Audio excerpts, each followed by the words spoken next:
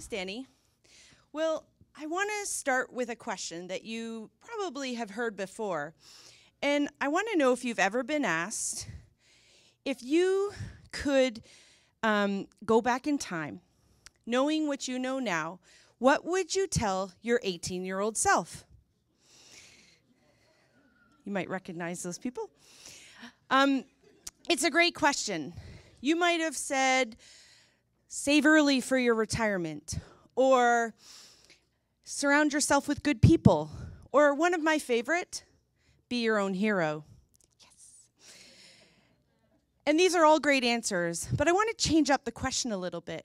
And I want to ask you, if you could go back in time, knowing what you know now, what skills would you teach your 8-year-old self? What skills would you teach your 8-year-old self? What have you become passionate about? What skills and expertise have you learned? How could you help that 8-year-old child? And then I want you to take it one step further and think about it in the context of play. Could you teach that child using a game or toy? Awesome. Could you change the world through play? Now, before I came into the toy and game industry, I was a teacher. And never in a million years would I have believed that I would be traveling the world, meeting the most incredible, creative, big thinkers in order to find our next new game. But it was as a teacher where I discovered the power of using games and puzzles with my students, changing the world through play. I want to tell you about Joe. I was teaching a high school math course to students who are at risk for dropping out of school. Joe would come into my class. His eyes would be turned down. He'd slink over to his desk. Often his hoodie would be up over his head. And this was at the beginning of the course. Well, I had a closet full of games and puzzles. You know, the brainy kind like Rubik's Cubes, Tangrams, Rush Hour. Well, at some point, I opened up the closet so that the kids could play and enjoy solving puzzles. Well, Joe went and picked up a very difficult one. And I kind of watched him, and he struggled, but he solved it. And I was so impressed. I went over to him, and I said, "Hey, Joe, awesome job." I praised him for his hard work and determination for solving a really difficult puzzle. Well, he looked up at me and he said, "Really, Teach? Was it really a difficult one?" And when I assured him that it really was, something incredible happened. Joe smiled, his eyes shined, and his entire demeanor changed. And I realized at that moment that it was probably a really long time since Joe had ever felt praise in a math class. And it was that puzzle that not only taught me more about Joe's abilities than any test ever could, but also that puzzle changed the way Joe felt in my class. His confidence grew, and he became open to learn. And it gave me the opportunity to teach him about a subject that I loved. Games and puzzles, changing his world through play. I became passionate about using games and puzzles in my classroom, even if it meant when my classroom was at the side of a river on a school canoe trip. And I created a Survivor Day, and you can see I'm using tangrams, or I gave the kids tangrams there in the picture. Well, what's the best part about Survivor? The challenges. And what's the best part about the challenges? The puzzles. And what better place to solve water measuring puzzles than in a river using Nalgene bottles? And what better place to solve matchstick puzzles than beside a forest using real sticks? I was igniting the students' minds, and they were having fun using their brains, solving games and puzzles, changing their world through play. I was always looking for new experiences that I could give or inspire my students around math. And I wanted to do a science fair, only using games and puzzles and focusing on mathematics. I learned about and started doing an educational initiative called Snap Math Fairs. Snap Math Fairs are magical events that have students building creative projects around an interactive, hands-on model that they have to use in order to solve the problem or the puzzle. And what it did is it brought mathematics to life.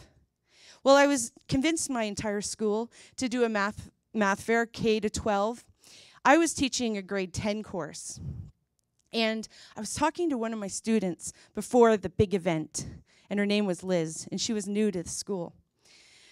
Well, I was talking to her about her project, and you can see it in the bottom right-hand corner of the screen.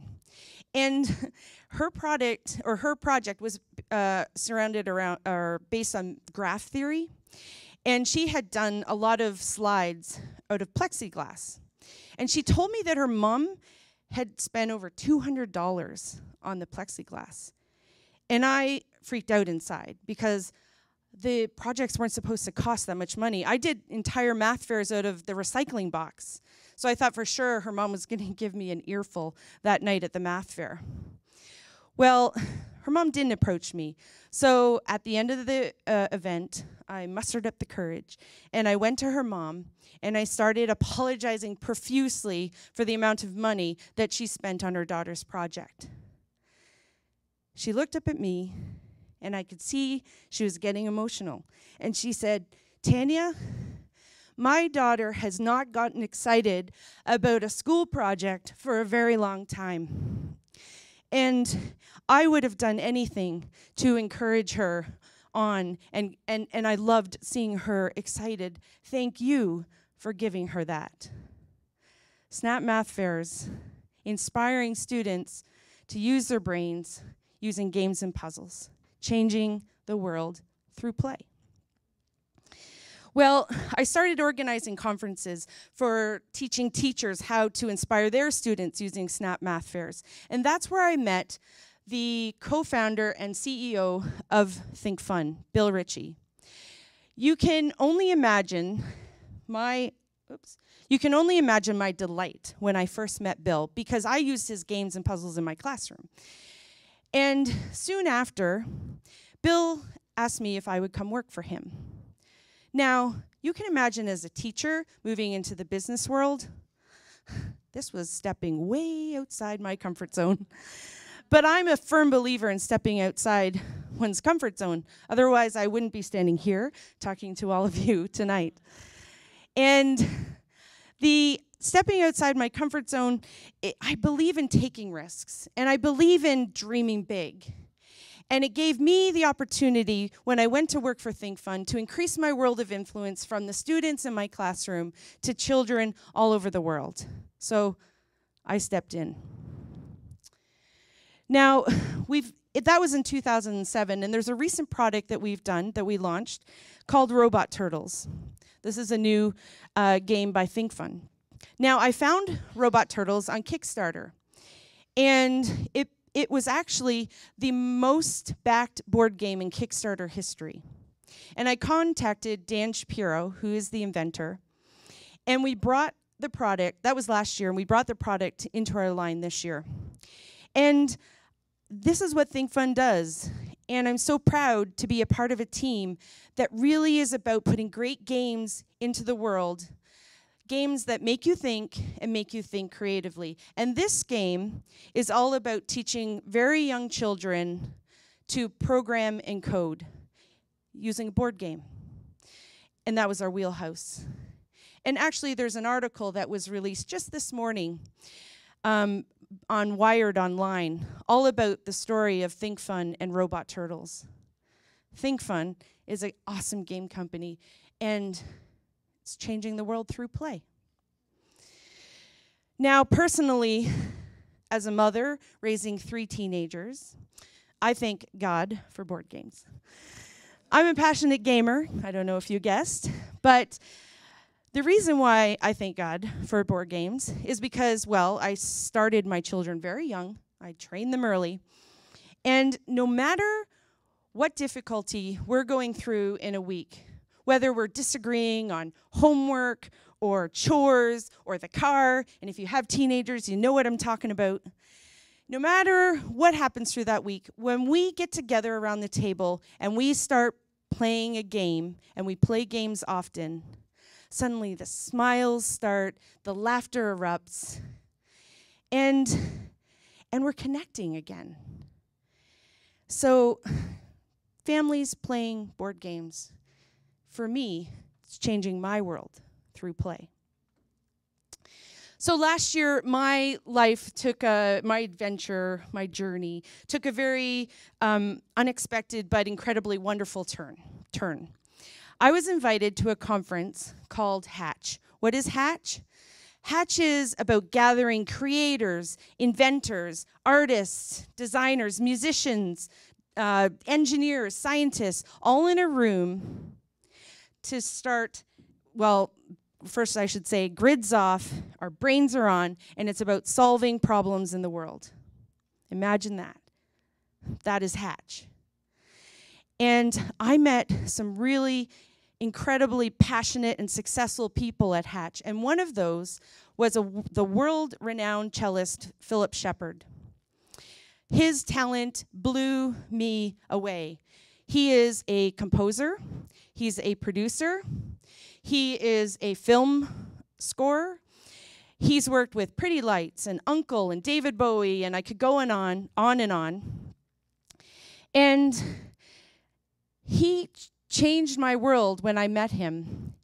And he actually even rescored and produced all 205 national anthems for the 2012 London Olympics.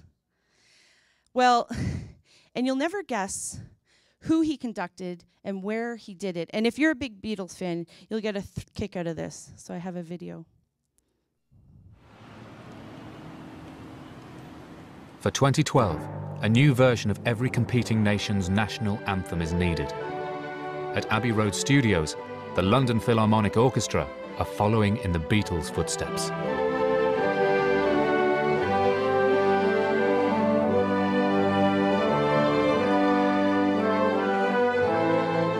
They're here to record 205 brand new arrangements.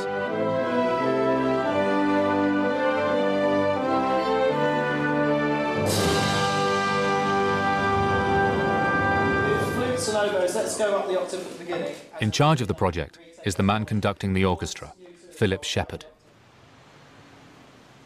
Philip is Professor of Music at the Royal Academy of Music in London. He has to rearrange and edit all the anthems for the winners' ceremonies. The anthems serve a particular purpose at the Olympics, that is, namely to get the flag up the pole during the gold medal ceremonies. And with some of the anthems, it was a case of having to actually crop them down quite drastically. For instance, Uruguay is about 6.5 minutes long, and really we only have about a minute to a minute and a half to get the flag up the pole and then for it to finish. In the case of Uganda, they've got a beautiful anthem, but it's only 9 bars long.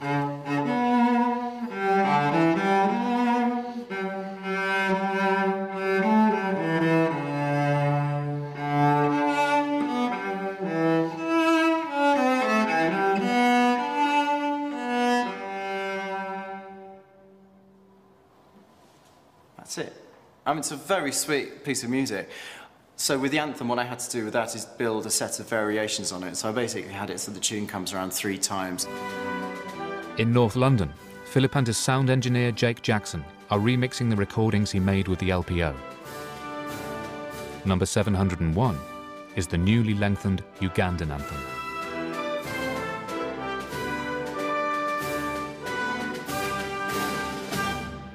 See, listening to that, you wouldn't necessarily think it's the same piece of music 3 times in a row. I'm sure we'll have an argument about it being repeated, you know, but we'll just come back and say, well, yeah, you need to get the flag up. So it'll be fine.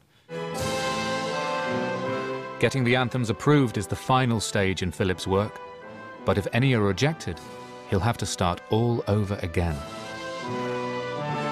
This is terrifying. It's like reading your O-level results. Yeah. Uganda is approved. Good. So, Philip's performances are so beautiful and incredibly creative.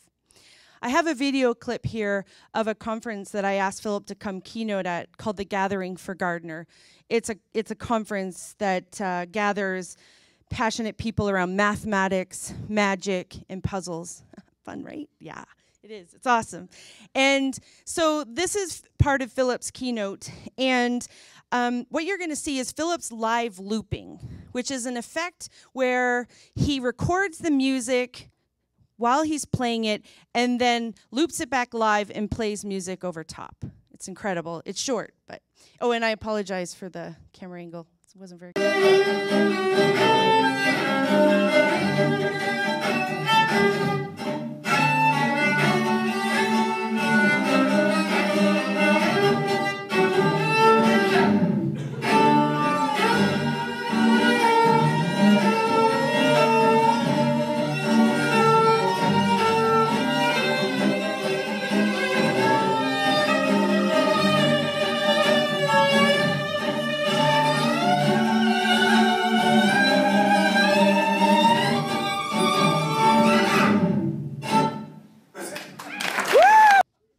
So at Hatch one night, Philip and I had a very profound conversation. It started with Philip telling me about his concern that people today no longer play with music.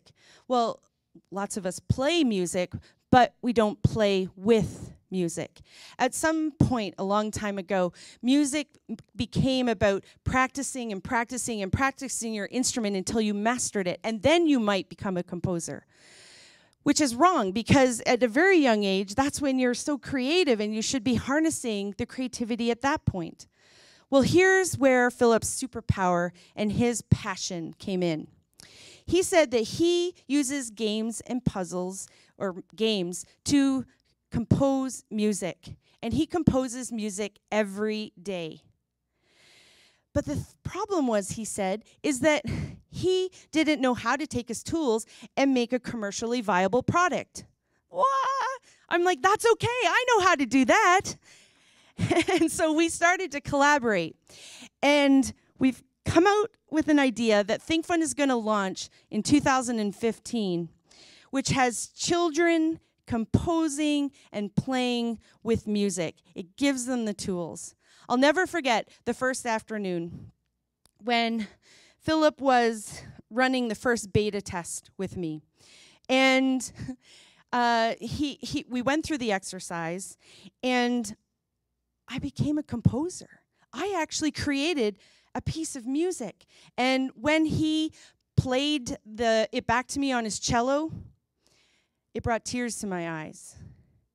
And it gives me goosebumps to think that we're going to bring this to children all over the world. And the exciting part is that we're also, when a child composes their piece of music, they're going to be able to see it being played by the London Philharmonic Orchestra, and they're going to see it being played at Abbey Road Studios. I know, I just blew all your minds, right? We can change the world through play. We can change the world through play. So what I want you to walk away with is to really think about, what can you teach that 8-year-old child? Whether it's through the toy and game industry or some other platform, what are you passionate about? What is your superpower? What can you impart to the next generation? What is your cello? Thank you very much.